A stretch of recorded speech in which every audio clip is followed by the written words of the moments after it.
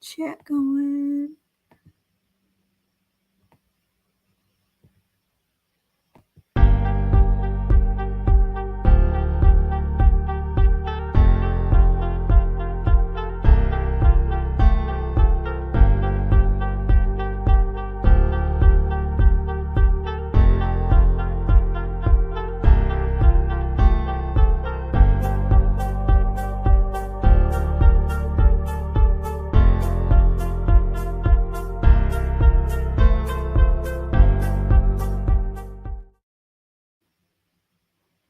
Hola, hi y'all. It's good to see everyone. Happy Wednesday or Tuesday. It's Tuesday today, one day ahead. Happy Tuesday to everyone who's watching. I am super excited to have you here. It is that time for the Latina Connection, and this is where I bring on different guests and just kind of interview style, a little bit informal, but really getting to know different Latina people from different background, authors, entrepreneurs. We've had designers on here. We've had a whole host of people, but really just spotlighting people who are doing amazing things in our community. And I'm really excited this week because I have a colleague, but also a longtime friend, Bernice Vega Luna, who's with us. And she's one of my favorite people. Every time I see mushrooms, I think of her. Oh. And today we're talking all things magic mushrooms and business dreams, but it's not the kind of magic mushrooms that some of you might have been thinking about. That might not be appropriate for LinkedIn. That's a whole other conversation. Could dive into whole spirituality stuff, but we're not talking about those type of mushrooms. But before we get started, before I introduce Bernice to you, a couple things that I just want to invite people to. One is I started a new newsletter today. It's called The Alchemy of Latina Leadership, and it's really focused on talking about leadership through a Latina perspective, highlighting and leveraging our cultural strengths, showcasing our unique experiences and perspectives, and redefining leadership. And what I mean by redefining leadership is looking at what we have as cultural assets. And that's our background, our resiliency, our determination, our warrior spirit, our commitment and love of family and community, and really using that and transmuting it into this new paradigm of leadership, right? And so I invite you, if you haven't yet, to check out the new newsletter that I posted on LinkedIn today, and you can subscribe to that, and that'll be a bi-weekly newsletter. And then a couple weeks ago, or maybe it was last week or the week before, I'm losing all references to time, but it was World Mental Health Day. And one of the things that has really come up a lot is, specifically in the Latina community, what I've seen come up is like just feeling like we're carrying a really big burden, right? That it's not just burdens that we're carrying at work, but the emotional burden that we have at home. A lot of us care for family members or are playing multiple roles, and there's a cost to that, right? And sometimes we're really good at putting everybody else first, but we don't know how to put ourselves first. So I want to invite you to join me this Sunday. I've got a private Zoom room that we're going to be in, and this is a place for us to practice some self-care in a collective way. So really by not only taking care of ourselves, but collectively taking care of each other. So it's a space where we can voice maybe some of our burdens, but also look at, what are ways that we can practice self-care and support each other. So it's a safe space. It's something that's free. If you're interested in doing that, check out my LinkedIn. I have a link there, or feel free to DM me and I'll send you the link. But that's this Sunday from 12 to 2 Eastern time. And again, it's just a place to have community and hold space for each other. And with that being said, I'll remind you all of that at the end. Let us know where you're listening in from. I would love to know. We have, we have a mujer. We have Ada. Oh, Ada, hi Ada. In Chicago. They're already in the house. Yeah, she's in the house already. Sonia. Oh, Sonia from Chicago, yep. Let us know where you're listening in from. I'm really excited because I've known Bernice for what, 2 years, Bernice? Is it not, is it 2 years now? 2 years. And 2 years. And Bernice and I worked very closely together through Ase, her full-time role.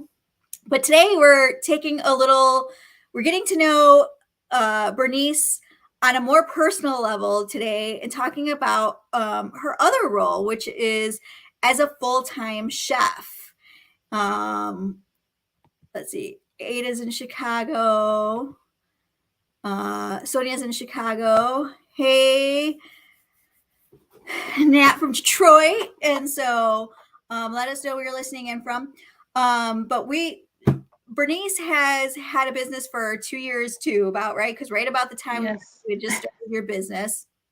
And she is the owner. Murray is here. Hey, Murray. We definitely got Ase representation today. Bernice is the owner of Hongo Magico Taqueria. And she has grown such a following, and I've seen her business just kind of evolve over the last 2 years. We've always talked about things in little pieces, so I'm excited to really take this deep dive into your story as a home chef turned entrepreneur and learning more about you. So I'm not going to say too much because I figure you're going to tell us a little more about your journey, but start, Bernice, by just telling us more about your journey as an entrepreneur and how you even came down this path and became a chef. Oh, well, I always say 2, 3 years ago, I wouldn't have predicted doing this. You could ask anyone in my family, they would not point to me as the chef or the cook or the one owning a restaurant at this point because I was never very great in the kitchen. What I found out later is that cooking and a lot of things that we do have to do with confidence. So when my confidence grew and I went through the Mujeres de Asset program back in 2021, and that really helped a lot of power within me that I was then able to look at things and look at them differently. In 2021, my partner Carlos had suffered dietary restrictions due to health reasons, and he had to change his diet to a plant-based diet. I went ahead and made that change as well. I was suffering from diabetes, the beginning stages of fatty liver disease, a whole bunch of other issues going on. So I decided, let me make this change. And what we saw is that it made great, huge improvements in our body. We were able to heal in ways that we had never healed before. Um, but what we also found is that we had to cook a lot of the things at home. There wasn't a restaurant that I could go to easily and just order something off the menu. I had to modify things. You can't go through a drive-through, and you don't realize sometimes the convenience of those things of just having the ability to just call and order food until you don't have it anymore. So we started creating our own food at home, and so I went back to the recipes that I grew up with that my mom used to make. Luckily, he and I both had moms with great cooking. And so I grew up with a lot of different flavors and a lot of home cooking. And so I went back to those recipes when we started changing our diets. And so, but tacos was the one thing that you couldn't really find. I grew up in Chicago. I grew up in Little Village. And tacos they're it. And so when we went plant-based, not having a taco that tasted the way I needed it to taste, I needed to have that Mexican flavor, ese sabor mexicano. And all I could find was a taco with beans, lettuce, and tomato. I mean, that was not going to do it. And so we started making our own creations at home. We had a trip, very inspiring trip to Mexico, and that's where we first discovered a king oyster mushroom that we thought was a steak the way it was grilled and presented. And so we started looking into mushrooms, like, oh, okay, there's this whole group of vegetables we've never even looked at. And that's what we call el hongo mágico, because we truly feel that mushrooms are magical in all of their features and benefits. They're anti-inflammatory, they help with neurogenesis. They have so many different things.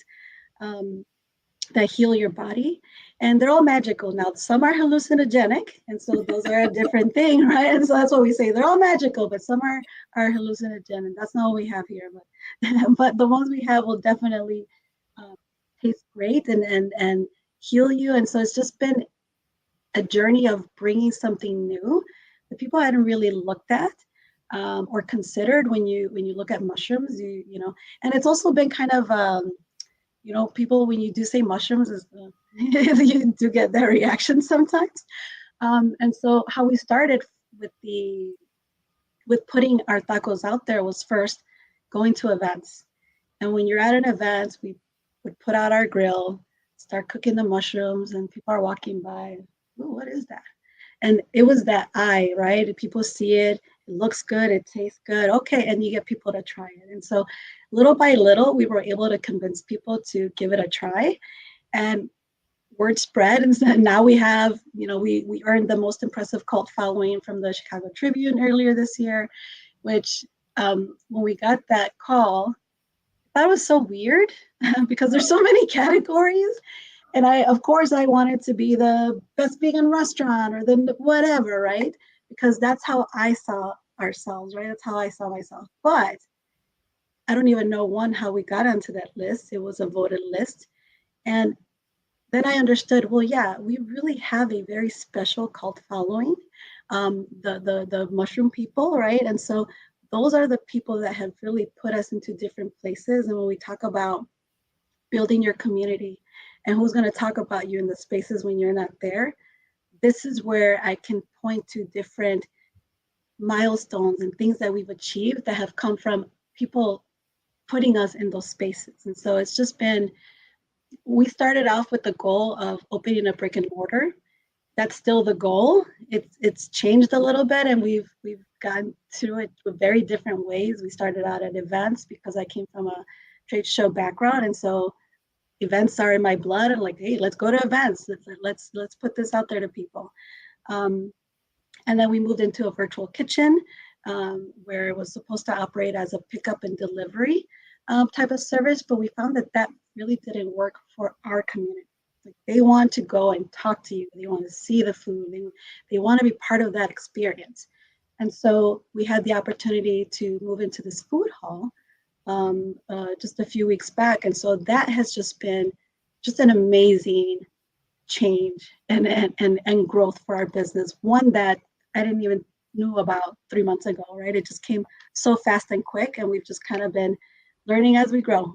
Yeah. And let me step back for a second. Congratulations on that. I know that's a huge milestone. And we can talk more about that coming up so you can let everyone know where to go and where to find you.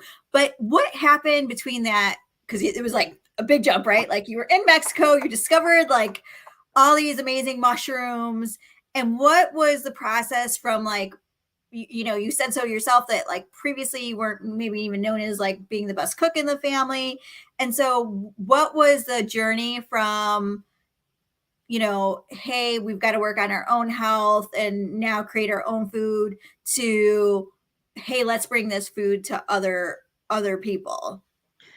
It was really, my partner Carlos. I remember coming home from work. I hadn't joined ASE yet. I was still at my previous position.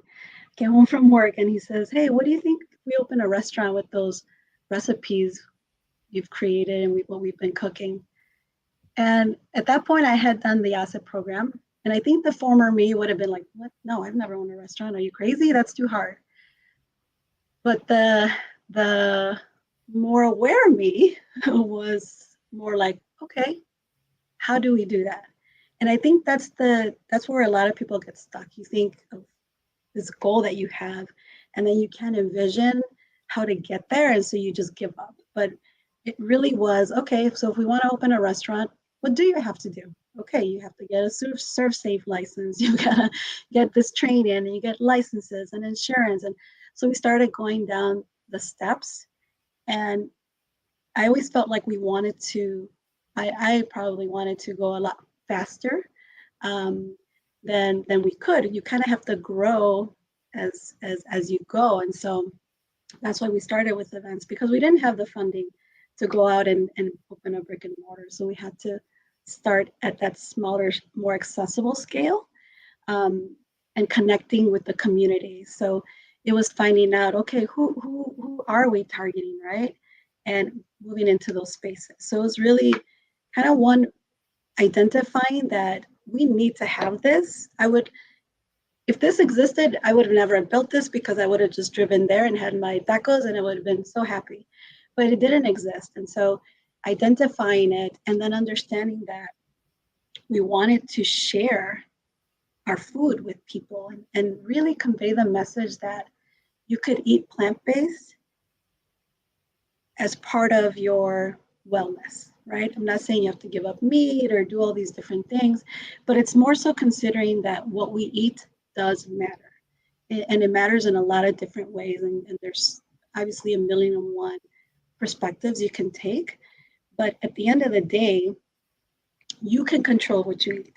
And so for me, it's all about what can I control? And so this was an opportunity of sharing what we had discovered for ourselves, right? Like, okay, at that point, we had healed our bodies. I had reversed my diabetes, and all these different changes and we knew in our community, in la comunidad hispana, that we suffer from chronic diseases like diabetes and high blood pressure and heart attacks. And those are all chronic diseases that are related to what we eat. And so it's just sharing that information, raising that awareness was that motivation. Then how do we get in there and how do we do it? And I'm curious, Bernice, is it the Latino community that has been your biggest customer? Not yet.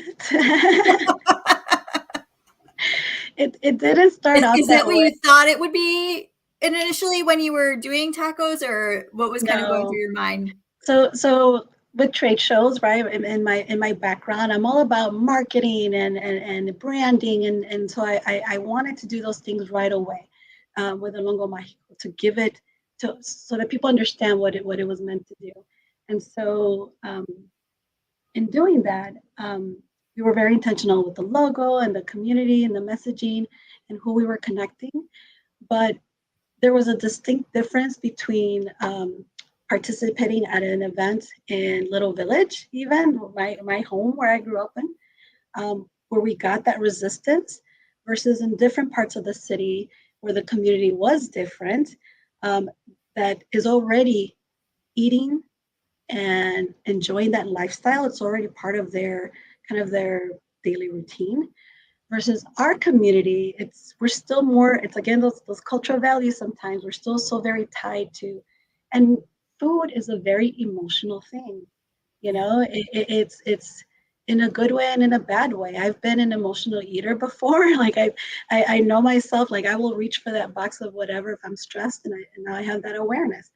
But it affects us different ways. And so the first year there was a big difference between where we were selling out and where we weren't. However, when we went back to those same mercados a year later, people were going to find us.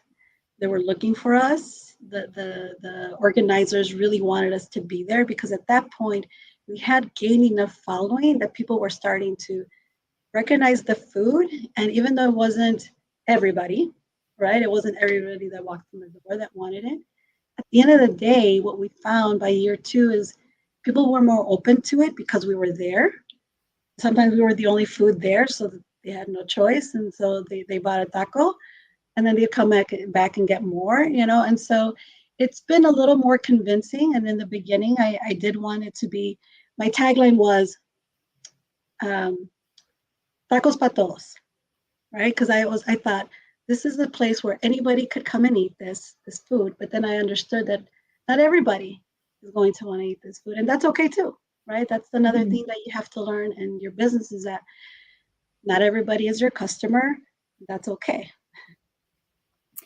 And I know I was one of the first places that I went to when I was in Chicago this summer. Was I stopped by one of the festivals where Bernice was at and surprised her, and I bought some tacos, and they were fabulous. The flavor was fantastic. I bought like it was like the taco flight. Yeah, it was a taco flight, so it was 3 different ones, and I saved one for my son even, so he could have, and he ate it and he was like, what kind of meat was that, Mom? He's like, that was so good, and he's this 16-year-old boy and he absolutely loved them. And I shared pictures and everyone know where it said Chicago, and my friends here were not pleased with that. They wanted access to it. But I'm curious, what other challenges did you face when it came to starting your business, and how did you overcome those? A lot of it comes from your own self-doubt, and that creeps up on you every once in a while, depending on what's going on. Um, Most recently, I never imagined I'd be making tamales and selling them, and people would love them. I grew up making tamales with my mom, just like a lot of many traditional, Mexican households. And as I sit there and make them now, I just always think of my mom and I always think of my family. And it's just incredible to me. Like, okay, I get to take this when you were talking about in the beginning about leveraging our culture. Like, here's a piece of my culture that I'm using to share with the community, to convey my mission, right? But to also, make a profit to improve my wealth, right? And to improve my community too, to allow me to give back and to do all these different things. And so I think some of the challenges is removing that self-doubt, seeing what you have at your own skill, um, and then building your community, understanding that sometimes your support is not going to come from the people that typically it would come from. I'm the first entrepreneur in my family. So I can't really relate to them sometimes and go to them and say, I'm struggling with this or struggling with that, because it's they don't have that experience, right? And so it's not talking the same language. But I was able to connect with other individuals who have been able to give me advice. I remember it was back in my birthday last year. I was having a very difficult time. It was during a time of transition with a contract, and it was just very stressful. And this woman, she owns a juice bar here in Chicago. She's owned it for 5 years. She has a second location now. Um, and she asked me how I was doing. And then she said, it's going to be okay. Those long days of you being there, you putting in open to close, those days where you don't sell anything, all of those things will pass. As long as you continue to believe in what you're doing and you're putting it out there, then you'll be okay. And I think that was the biggest thing too. It's like being able to hear from someone to kind of give me that confidence. Then I was able to say, okay, I may not know exactly how, but I'm gonna figure it out. So I think it's that. And then access to resources. We were able to secure a loan through a community nonprofit that helps entrepreneurs. And so it was a startup loan, and it really helped us in year one to get some of the equipment that we needed, just to get moving, just to get some of the licenses that we needed. And so, access to capital is a thing that is a struggle or a challenge for our community, but there are local organizations. There are communities that are out there with programs to help you. And so I've connected with Allies for Communities for Business, for example, here in Chicago. Plan Chicago is another nonprofit that has been so instrumental in being able to invite us into different spaces, that has opened up catering opportunities that I never even thought of that when I started selling tacos. And we cater too. And so you just never know where these different opportunities are going to lead to as well. So it's just being open to adjusting and embracing those opportunities too. Yeah, and I think you said something that's so important is one is, not focusing on the lack of or what you don't have, right? Is really important, because sometimes that will just keep us stuck rather than looking for the resources or the opportunities or the person that can help us get access to it. And then really leveraging your community is huge. And it's not always who you, like you said, it's not always who you think it's going to be. It's not always those people that you think are going to come up to bat. And as much as, and I think this is even relatable, even in corp, if you're at a corporate job, is for a lot of us, if we're first gen, as much as our family would love to support us, they just don't know how, right? Family or friends. Right. And so that's where we're having that community or network can be so vital to our growth.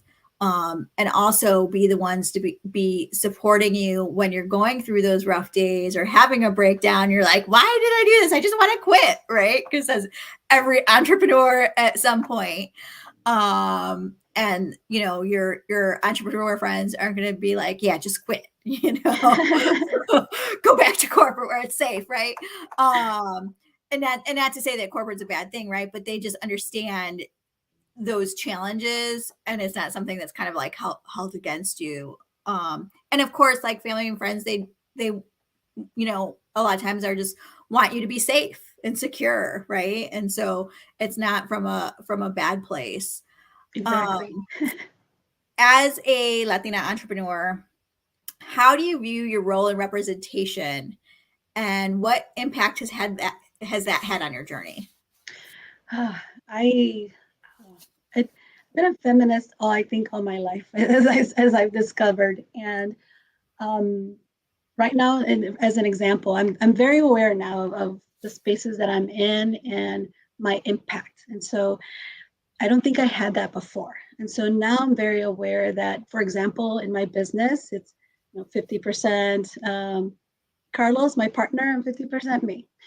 In the food hall, we are we represent 50% of the diversity of the owners that are there, and I'm the only female owner in that place. Really? And so everybody else is male. Everybody else is male. And so again, having that awareness, right, of where you're at and what you're doing. And so it's important that you have that with you and don't let that limit you or give you that self-doubt because you are the only mujer in the room. It's like, no, I deserve to be here. I'm here, and so taking up that space, because when you release that, it gives you freedom to think about how you are going to grow. What are you going to do next, right? And how you're bringing that really yourself, because our food is us. And I love it when people come and say, somebody said, I close my eyes and I taste Mexico. And a woman last night said that they were going through their own health wellness changes, and how this is now going to help them on that journey, and it inspires them to go home and do their own things. And that's the whole point, right? Is go home and do your own version of this. Do what's going to do best for you. But just hearing those things is just it's validating, and it's motivating to keep doing it. And again, having that awareness of representing and making sure that as we look to the future, and Latinas are going to be like 1 in 3, right, by 2060. So, and we're also creating businesses 6 times faster than any other group.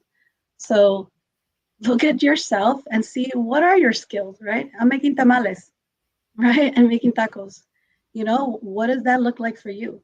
And just take that self-doubt and just go for it, because I think that's where we sometimes that self-limit is why we're here now, is why the Latina, the equal pay day is so far off, because we've kind of taken on so many other roles, and so we prioritize other things, and then we forget to advocate for ourselves. So don't forget to advocate for yourself and it's breathe. So true.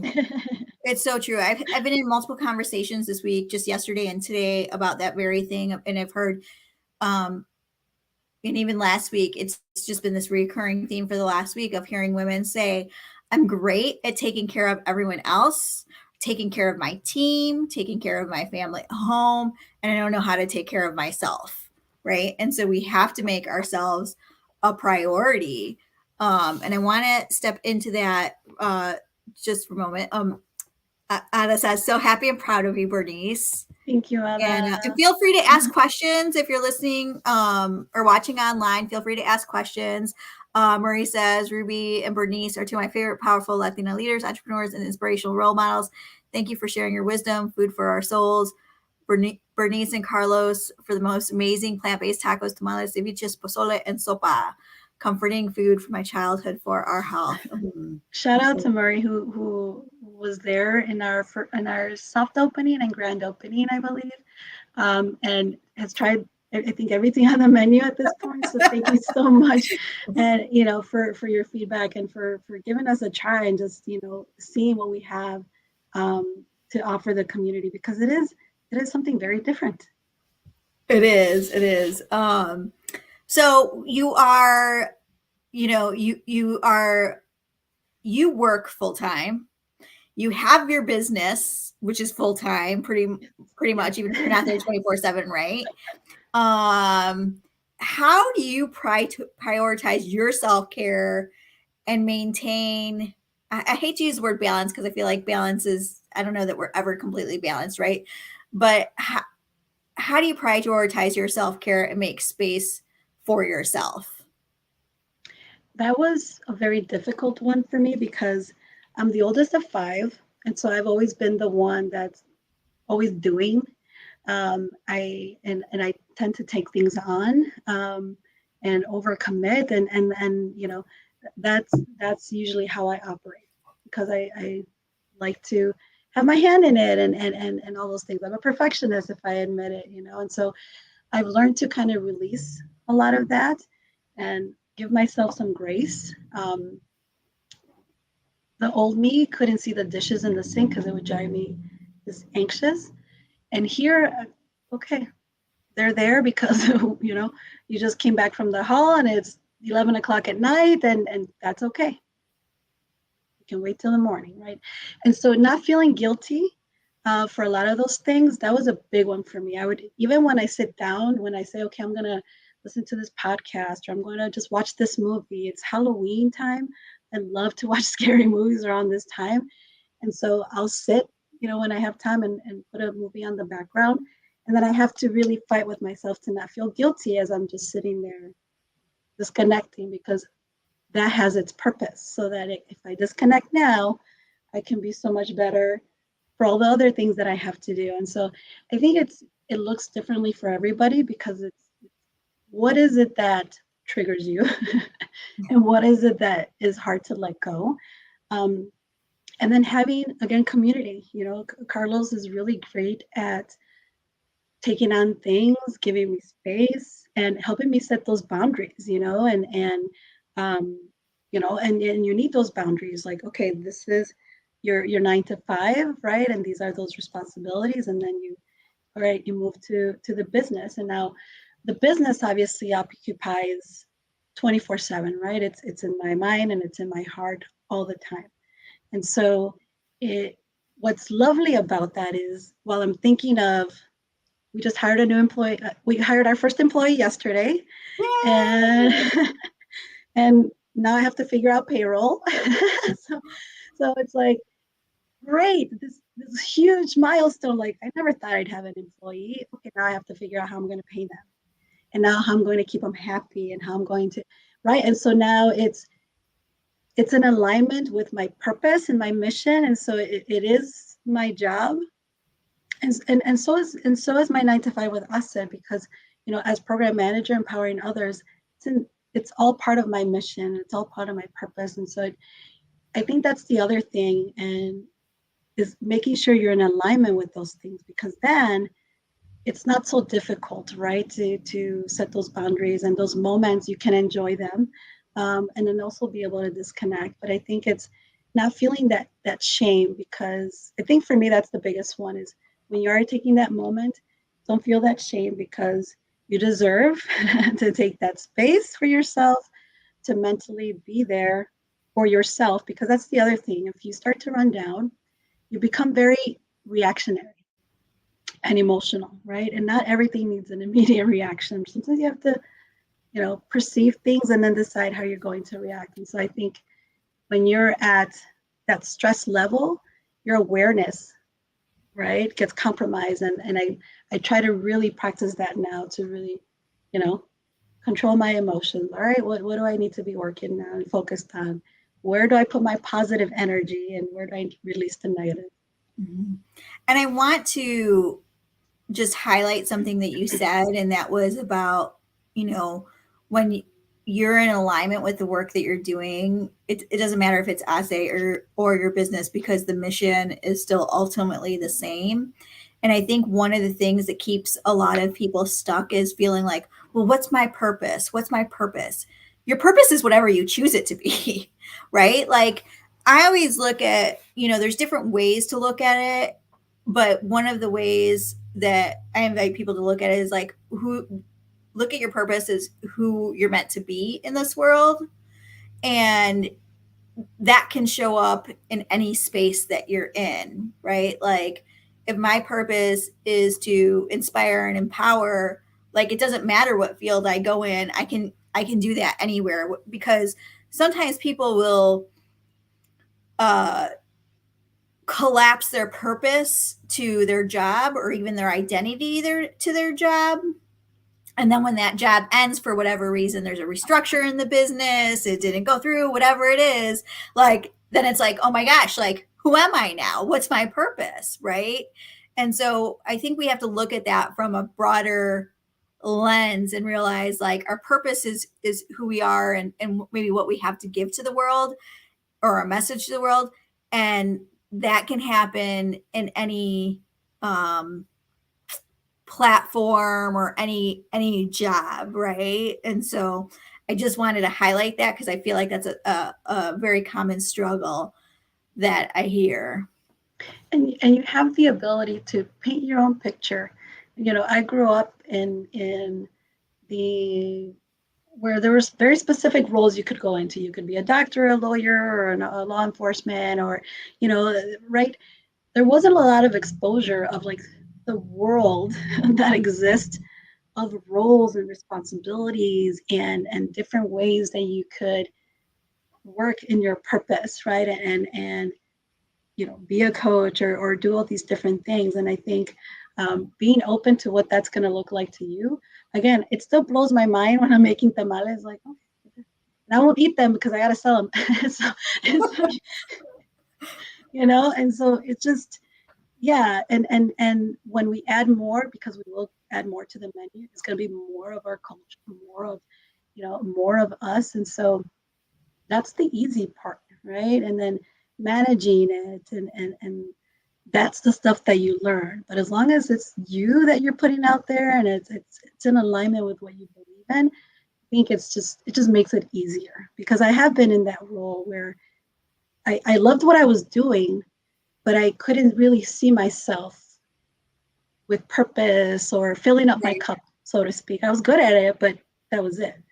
Right. It was like you were probably, I think there's a great book called The Big Leap by Gay Hendricks. And he talks about, you're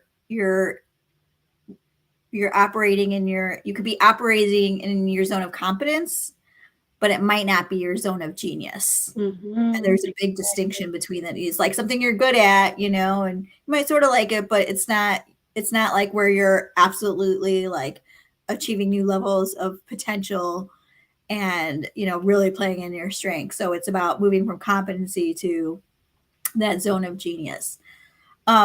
What inspires your creative approach to cooking, and how do you stay innovative in the fast-paced world of, culinary arts? So I started the conversation in that. So we have our culinary director, Chef Michael Flores. He is a seasoned Michelin award-winning chef. He was a family friend of my partner Carlos, and so when we developed this idea, we presented it to him and said, "Yep, if he likes it, then we can move forward, right?" And so he did, and he's like, "Nobody else is doing this. Let me help you." And so again, right, building that community. And so now he's been able to kind of be that technical person where, hey, I got to do a catering order for 150 people. How do I do that?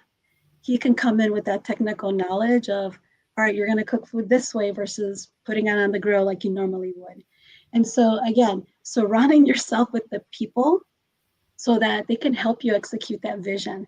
It hasn't stopped me from securing catering, or coming up with packages and thinking about how we're going to grow. So I would say that as long as, again, if you're getting that support, right? Because you have somebody behind you that's like, oh yeah, we can do it. This is how we can do it. And so he's been a huge factor in us being able, because before this, I mean, like I said, I'm a home chef turned entrepreneur. I don't have formal chef training to that level, but I know good food. I know that people love our food and our flavor. And so I'll say that I don't need to be a chef, but I get that assistance to help us be creative and innovative and look at things differently because he will have that experience and then we can influence it with what we want it to be, right? What is our vision? And so I know next week I'm going to throw in lentejas on the menu because it's something that I grew up with and it's, again, sharing that connection. So I think it's tapping into, right? Being creative is still tapping into you and continue to share because I'm sharing lentejas. Why? Because that's what my mom made for me as I was growing up and it was one of my favorite things. So it's easy, Mm-hmm. I think, to be Yeah. creative. And so you're telling me you didn't have all the answers? No, no. I was saying, Bernice, I think there was a little delay. I was saying, you're telling me you didn't have all the answers before you said yes to the catering order? No, yeah, no. And that's where so many people get stopped, right? It's like so many people get stopped because they don't have the answer yet. And a lot of times the thing about entrepreneurship, and I think this is actually a mindset that we can take into any role that we're in, is, be willing to take the risk, be willing to say yes, and I can learn this. And that's what the confidence that you were talking about earlier is like, yes, and I can learn this. Or not yet, but I can learn, right? Even that's okay, Right. rather than like, oh no, I'm not ready. I need to learn more. I need to like, entrepreneurship, I always say, is the fastest pathway to personal development. Because you're just going to learn as you go. Exactly. Yeah. If you wait until you're ready, you will the perfect time will never come. I mean, um, yeah, I think it's just taking advantage of that opportunity. When it comes, it comes. Take advantage of it and then use it as an opportunity to learn. We've changed so much, since we started catering a year ago to how we cater now. We've changed our offerings. And so you tweak, you learn like, you know what? That didn't work so well. Let's do this for next time. Let's do, and change it up. And so we've been able to grow that way based on taking those challenges and learning from them. And so if we hadn't, we wouldn't have learned what we had to learn now. So I think you just have to take that challenge. Mm-hmm. So when you said food now is nostalgic. Oh yeah, absolutely. Yeah, people I want know. to see I'm their in food North Carolina reflected. now, and so many times yeah, absolutely. I miss like the food of Chicago, like I feel like even tacos here are made different than like Chicago style tacos. And it's so hard sometimes. So when I'm home, I'm just trying to eat everything that I can't get. Yes, we transport to moments in life. Whoops. Um, when the sazon is on point. um, One of the questions that I had for you was, so you mentioned this earlier in passing, was just around El Hongo Magico was recognized with as the having the was it the greatest cult following, the biggest cult following? Most You were impressive awarded cult that. following. What went into that? Most impressive cult following. Okay, yes, most impressive cult following, and tell me how important that support of your community has been to your entrepreneurial journey, and what that particular award means to you. It was a very kind of eye-opening moment. One to even we have a following, what? And a cult following at that, okay. And so that made me look at the list and when we got the phone call, they asked a few questions about our story. And so um, it was an opportunity to on a bigger platform share who we are and what we're here to do, right? Share our mission. And so that was, I think, one of the biggest things is sharing that story. But to have received that recognition, not coming from us, but coming from the people in the community. And again, I attribute it from to being in spaces that we had been invited to. We've been in different communities outside of the typical regular event. We've been at community events about food policies and agriculture and things like that. And I think those are the spaces who have been able to kind of voice and been the followers, share that information. And the way that came about is there was a voting or a voting system. And so our name got on the list, and then there was a nomination list of 5 finalists, I think it was. And so we got the call when they brought us down to 5 finalists, 5 or 3, I can't remember.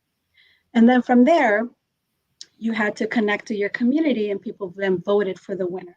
And so that's when we stepped in, when we came in as finalists, and that's when we stepped in and engaged our community via social media to vote for us. And then based on the voting system, we outvoted everyone else, from what I was told. We had a huge amount of the community voting for us, and that's how we won. And so we appeared in the Chicago Tribune, and it's their Reader's Choice Food Awards. And so there was a huge number of other categories, other winners that were highlighted. From there, one of the reporters saw the feature, we threw a most impressive cult following winning night event after we found out. He showed up there, that editor, to try our food, then later wrote a review about it. And so, again, I can point to different things that have been connecting us and pushing us forward. You know, that review featured us as one of 3 plant-based taco offerings, and he rated ours as for taco fans everywhere. And so to hear that, not just from the community, right, but then also from individuals and professionals that write about food, and they liked it too. And so it's just, again, that affirmation that what we're putting out there, that's ourselves, and even though it's different, people do like it and they want it, and they're coming forward, and so they're supporting it. So it just says that affirmation again of that what we're doing matters and that it's important. Yeah, absolutely. And what advice, my next question is, what advice do you have for, specifically for Latina entrepreneurs? As you mentioned the statistic, Latinas are growing businesses 6 to 7 times faster than any other demographic. So we're really leading the space. With that being said, there's still a lack of resources, a lack of capital. A lot of times entrepreneurs are digging into their family funds, or even their extended family, to pull together for their business. And so there's different pressures that come with that as well. So what advice do you have for someone who is maybe thinking or has the idea? I talk to so many people who say, I have this idea, I know what I want to do, I've thought about the marketing, I know there's a need for it, but they just don't move on it because of fear or that not knowing how. What kind of piece of advice would you have for someone like that? It really is removing that fear, and it's the hardest thing to do, right? Because it's going to dictate our actions. And so once you remove that fear, then your mindset is, how do I achieve this, versus your mindset being, I can't do this. And I think that's what's really, really important. I truly believe in manifesting, writing things down, visualizing, speaking it. And I can go back. I started writing down some affirmations from 3 years ago. I can go back to them and see the progression of things. Like, oh, this happened. Okay, now I'm going to change it to this, and so I can see that. And so it's take away that fear, because then you can see things for what they truly are. Then you can go and look for resources. Then you can go and find your community. Then you can go find a network. I mean, we've had so many individuals in the community, again, talk about us, invite us to spaces, share their kitchen with us when we didn't have a kitchen, right? Being able to help us to continue going because they believe in it. And so take that fear away.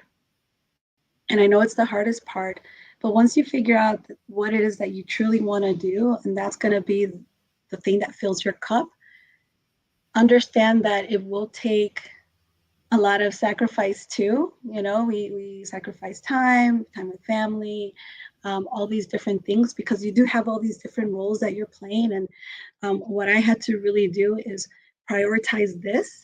And so I stopped going to my family gatherings. I've missed birthdays. But because I'm doing this, and this is where my focus is in.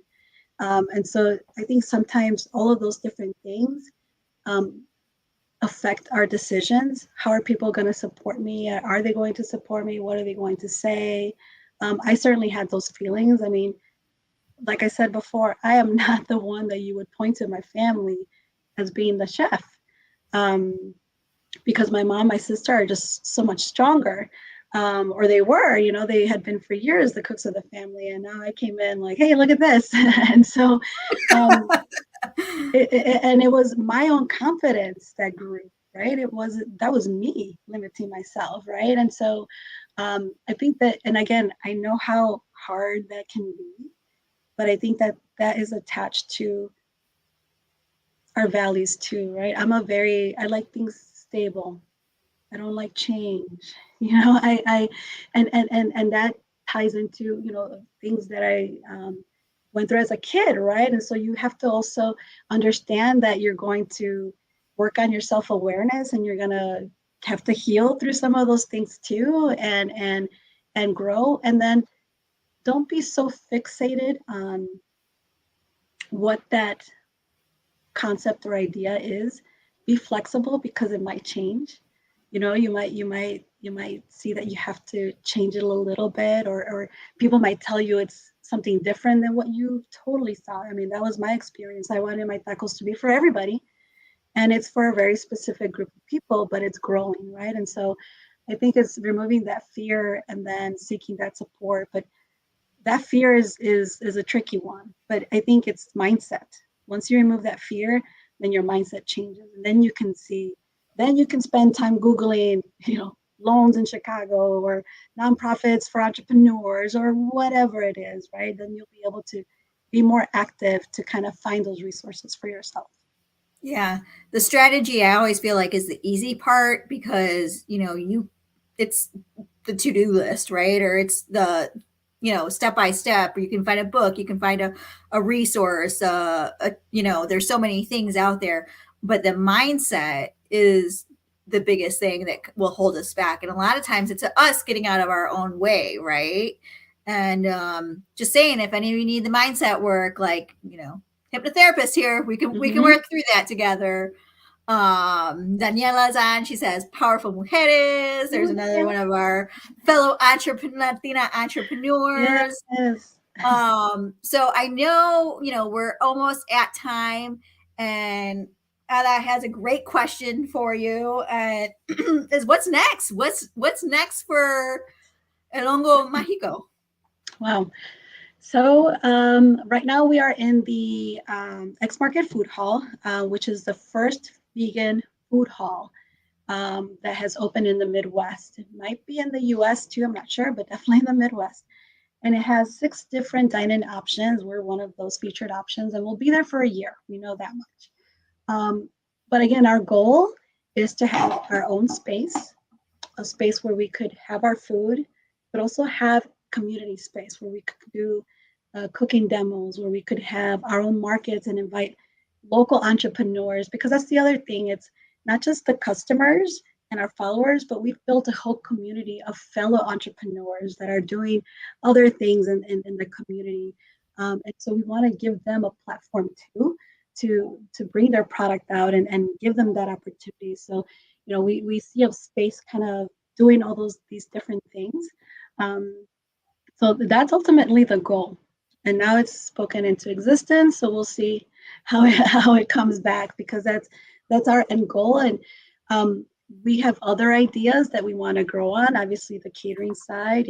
I believe that we need to have good representation of our culture, especially in corporate meetings or corporate spaces. Again, I worked in trade shows for 17 years, and when there was a Mexican themed menu, you know, obviously it wasn't really reflective. And so I would love to be that person to kind of offer something that's more authentic and really share that with the community.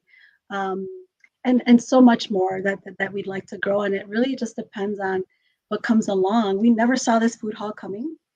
Like my partner and I were reading a news article that came out that this was opening in Chicago, and we're like, how do we get in on that? And so we called the 800 number. They gave us an info at email to request more info on. And between me sending that email and us contacting them, someone local wanted to bring a taco business. So they reached out to us based on our following and having seen us in social media. They had never tried our food before, but they just knew that they wanted to bring our type of our food into that facility. And so they reached out to us. And so, again, you just never know how things are going to happen, but just being open to that opportunity, because again, we've never, a food hall, what is, ¿qué es eso? How do you, we were doing events and now we're going to be in a space and it has its own unique set of responsibilities that we have to now maintain. But it didn't scare us away. We talked to the people we needed to talk to, right? The people in our community who have had spaces like that before. We talked to our accountant. We talked to, to make sure that we got some guidance. And so again, that's why it's so important that you never feel like you're doing this alone, because you have people around you that, hey, what do you think about this? Someone that has been there that can tell you from their perspective, like, hey, this is a great idea, or maybe you should, whatever. And that's exactly what helped us, to now be in this space. Yeah. And that's super exciting. And I hear that you're having Loteria night. Yes. So right? We've just been dying to have a space and to be able to again, put our cultura out there. And this is what I wish I would see. And so this is our first Loteria night that we're kicking off at the food hall. We want to do it every Tuesdays and just really show people, a very traditional game. We're going to play it with frijolitos, just like we did as children. And I just think it's a great way to connect with others. I think we tend to be very siloed, right? And I think it's good to talk to one another. You never know who you're going to meet or what connection you're going to make. So I see this also as an opportunity to share about us, to share about the culture, have a fun time, but also allow others to connect, to network, Yeah. And when is that, Bernice? That is Tuesdays, 6 p.m. at the food hall, the X Market Food Hall in Chicago. Okay, so y'all heard it. I can't be there, so some of you have to go and show up and represent. Bernice, it's been such a pleasure talking to you. I love hearing your story. I love seeing your growth, and just the time that I've known you over the last 2 years to see where you started, and now you're in a food hall, right? And just seeing your vision really come to fruition and come to life, right? And you, like you said, speaking those out, visualizing, writing it down, taking all those steps, and being open and knowing that like the universe or God or whoever is, supporting you in this process and wants to see it. And we're definitely rooting for you too. So where can people, besides going to the food hall on Tuesday night for Loteria and Tacos, how can people connect with El Hongo Magico? So we still have, we were very heavy on events during the summer, and we were at an event every weekend. And that was so much fun, but tiring as well. And so we're excited to kind of slow down a little bit and be at the food hall. But we will have an updated calendar on our website, tacoselongomagico.com. You'll be able to see us at not just the food hall, but different vegan community events that we're still participating in, because again, we never want to leave that community. It's an opportunity for us to get in front of them versus people just coming to us. And so we never want to lose them. So we'll make sure that that's updated on there. Our first event is going to be October 20th, this Friday. Oh, wow. October 20th. I just had a moment. I just had a moment. I'm like, oh, that's in 2 days. And another one on October 26th. And then we are hoping to have some kind of Halloween celebration. So be on the lookout for that to be promoted on our Instagram. Our Instagram is Tacos El Hongo Magico. Awesome. Thank you so much, Bernice, for being here today, for sharing your wisdom, your entrepreneurial journey, and for representing our culture so authentic, loud and proud. And we wish you continued success. And I know I can't wait to get back to Chicago to have some more of those tacos and catch up with you some more. So make sure to go ahead and follow Bernice on Instagram. Check out the website. Tell your friends. Spread the word. You know the even if we're not local, the best thing that you can do is spotlight and support other people's businesses, right? And that's part of the way that we support each other and empower each other, is also by, like I said, bringing the spotlight to other businesses, supporting with our dollars, tagging their businesses. We have to do that for each other, right? And so I'll share one last little. Yes, tell me. One last little nugget. So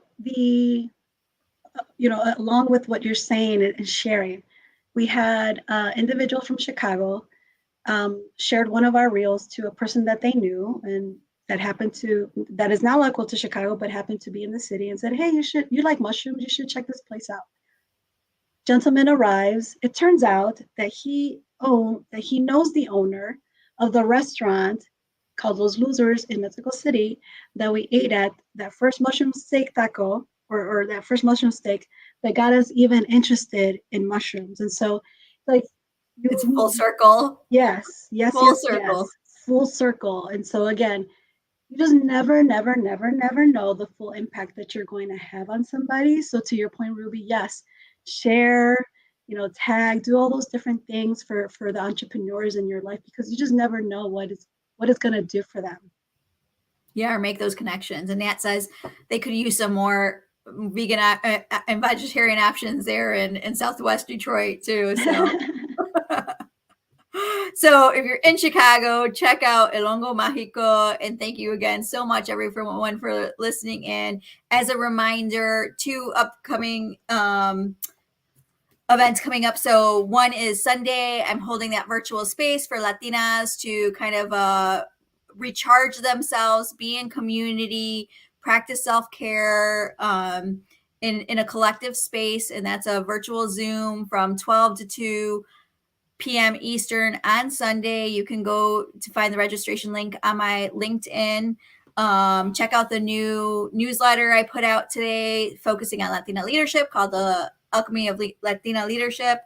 And then we'll be back in a few weeks, and I'm excited to have Refugio Atrilano, if I pronounce that right, who just wrote the book, the Latino Leadership Playbook. So check that out. I'll be sending out an invite probably over the next week or so, but that will be next time on Latina Connection. So thank you again, everyone. Have a great day. Thank you so much. This was awesome. Thank you so much, Ruby.